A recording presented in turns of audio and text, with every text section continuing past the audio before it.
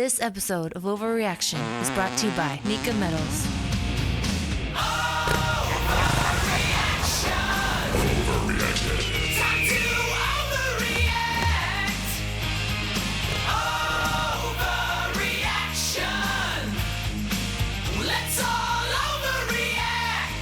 Motoheads, it's time to overreact. Budds Creek. I love me some Budds Creek. That's the first national I made in my career. I was 17 years old on a Honda 252 stroke.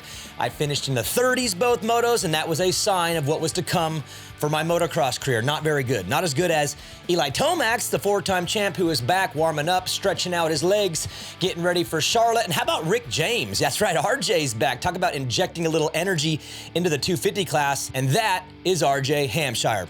I want to drop the gates. I want to overreact. Let's go. 250 Moto 1, sponsored by Guts Racing.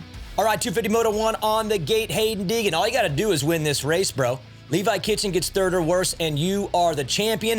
And when the gate goes down, Haiden does his part. He gets out front early, looking like Ryan Villapoto, Motocross and Nations up that inside, tight first corner and gone. Getting a little bit of those RV vibes from Haiden Deegan, and he is on his way, while Levi Kitchen has a good start. And look, I'm looking at you, bro. I'm asking you this question. Can you back it up? We've been good. We've been bad, back and forth. Can you stick two together in a row?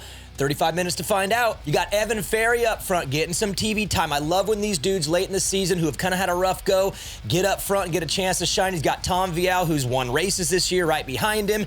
Nice work, Evan Ferry, getting up on that screen. And how about the first turn replay? Like a pinball or like a bowling ball through the pins. Max Anstie gets the absolute worst of it. Budds Creek's first turn, kind of gnarly, kind of happens all the time. I'm liking Juju Beaumer up front. And look, he was a rookie last year, made his debut at Budds Creek. So, of course, when they come around the second year, they're always better. Chance Hymas is making his way through, but for Juju, a great day, great start to the day on a track he now is familiar with. While you got Haiden Deegan out front, killing it, playing with the track like it's a little toy, bouncing around. He's all by himself. He's gone, just looking for something to do to keep him busy. While he waits to find out if he's going to be a champion, Levi Kitchen makes a mistake and Chance Hymas goes by.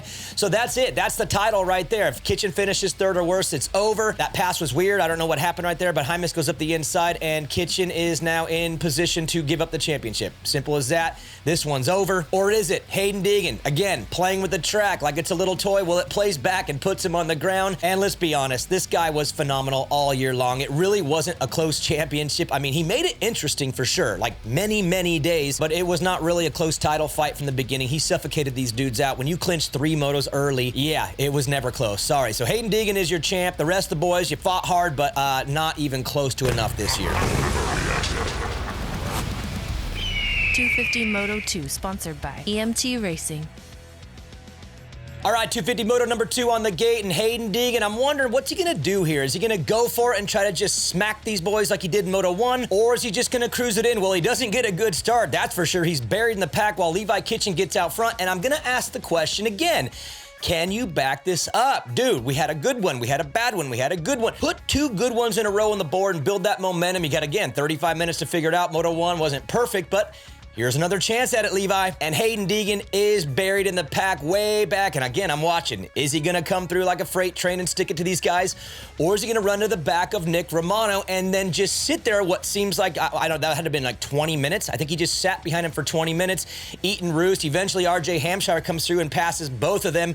And it was very fast. So to me, it didn't seem like Romano was really that much of a roadblock. Deegan just didn't really know what to do. I think he was just trying to not lose a chance. I don't know what he was doing. He was just cruising, eating roost. And when it's all said and done, he's back behind Nick Romano again. So probably a little frustrating for him, but at the same time, I think it was by design. But that was a lot of eating roost there for about 20 minutes. The only real battle on the track outside of that was Tom Vial and Ty Masterpool. Vial makes a sick pass. Masterpool fights back, though. I love the fight back.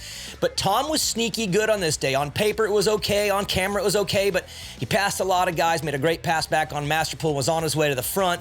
A low-key good day for Tom Vial, but not nearly as good of a day as it was for Levi Kitchen, who backs it up. 2 overalls in a row. He's now won 3 of 4, and the dude is warming up, and it's perfect timing. Got the SMX playoffs coming. The dude's getting hot. How about Chance Hymas and Tom Vial, second and third again? Good ride on the day for both those boys, but it's all about Haiden Deegan. He was the man again, and now the question is, what does he do?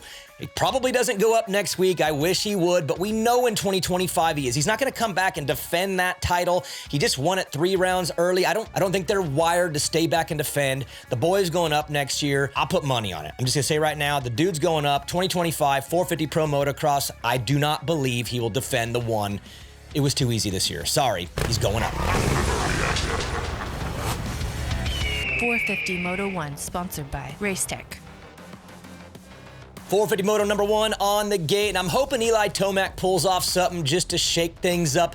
And when the gate goes down, it's a pretty decent start for Eli, but it's Hunter Lawrence and Justin Cooper out front. And then Justin Cooper weeds up big into the back of Hunter Lawrence, and I can't believe he did not get hit by everybody, or at least anybody, but he was down. He's got a long way to go, but you got AP out front. Hunter somehow survives that whole ordeal. He's in second. Justin Cooper is getting up, so it's good to see, because at one point I'm thinking maybe the dude's hurt, but no, good to see he's up and at it. While you got Christian Craig running up front, just like in the 250 class with Evan Ferry. It's cool when these dudes who have kind of had a rough go get up front and get some TV time. Of course, Sexton's on his way through, but for Craig, a great day and a really good start to Moto 1, while Hunter Lawrence has decided that he has got to go. Look, he's becoming a Moto 1 killer. AP is on rails, but Hunter says, I gotta go now, I'm gonna get you now. And he makes a move, and he's on his way, as the TV crew again shows the replay of the start, and Justin Cooper. I mean, I'm thinking back to Mike Alessi at Redbud getting hit by all those guys. That kind of had the same vibes for me, but somehow they all miss him. Brutal crash for Justin Cooper. Good to see him get up and come back. While we have another guy on screen who has had a somewhat rough year. I don't think Malcolm's year has been very rough. It's just been foundational. He's just getting his reps in, building that foundation. I'm telling you, by Anaheim 1, the dude will be ripping. Do not be shocked if Malcolm is fully back come Anaheim 1 2025. You got Chase Sexton going down, and he's so almost perfect. It's like everything is almost good, but then you still have one of these, and it's like, was that a berry? Was that a tucking of the front? I think it could go either way, but it's always like one little thing that's outside of making the day perfect for Chase Sexton. You got Eli Tomac sitting in 4th. That's exactly where I thought he would be. He's better than the rest, but he's not as good as the top 3 right off the couch. It would take him a moto or 2, so I think 4th is a perfect starting point for Eli as he's warming up for Charlotte. And I just gotta say, throw some respect to my man's name. Hunter Lawrence is becoming special, man. He hasn't got the overall yet. Of course, they made that point clear in the broadcast. He's still got to get that thing, but dang, that was a great moto. Another good Moto 1 victory, and for Hunter Lawrence, he sets himself up. Can you win Moto 2? Can you get this overall? Bro, we need to get one before the season ends. Oh, and I just want to point out my Rocky Mountain fantasy picks from earlier in the week. 1, 2, 3, 4, 5. That's exactly how they finished in Moto number 1. Nostra Daniel was on fire this week. 450 Moto 2, sponsored by Scott USA. All right, Hunter Lawrence, can we get this overall? Bro, it's time. It is time.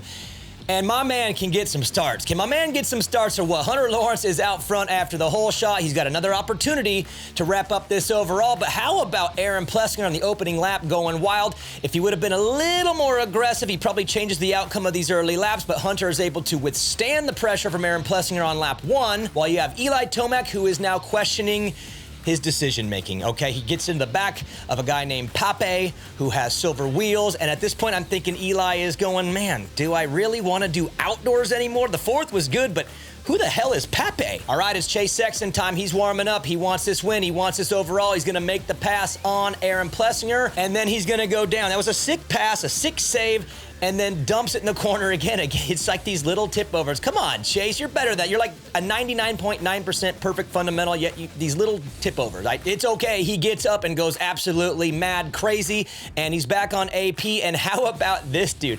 How did this guy get out there on the track? I mean, what an absolute legend. And now Sexton's made his way to the back of Hunter Lawrence, and he doesn't wait 1/2 a second. He just goes right around the outside of him, makes the pass. And again, when the freight train is freighting or training or whatever, if it's moving, it can't be stopped. In that second moto, Chase Sexton was again an absolute freight train. And it's time to ask the question, where does Sexton rank right now? I guess when it comes to this pure outdoor speed, of course, Jet was phenomenal last year. Eli was phenomenal the year before, even though Chase took him to the last round. And this is pure elite Chase Sexton right now. He's at his very best, and he's walking into a 3-round playoff coming up with Jet Lawrence back on the bike. Tomac's going to be back. He didn't do it last year, so there's a lot of reason to be excited. And if you're Chase Sexton, this is the best you have been. Got to clean up those little tip overs, but you're damn near perfect, my man, and you're rolling into Charlotte with a lot of momentum. But the boys are coming back. Jet's on his way. What is going to happen when these two square off in Charlotte? Can't wait. Great show. Thank you for watching. Catch you next week on The Daniel Blair Show.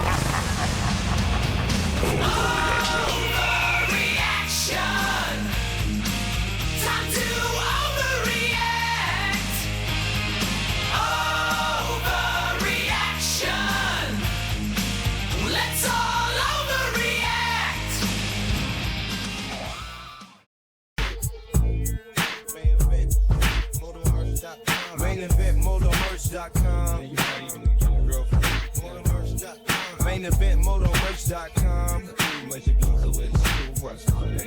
MainEventMotomerch.com. MainEventMotomerch.com.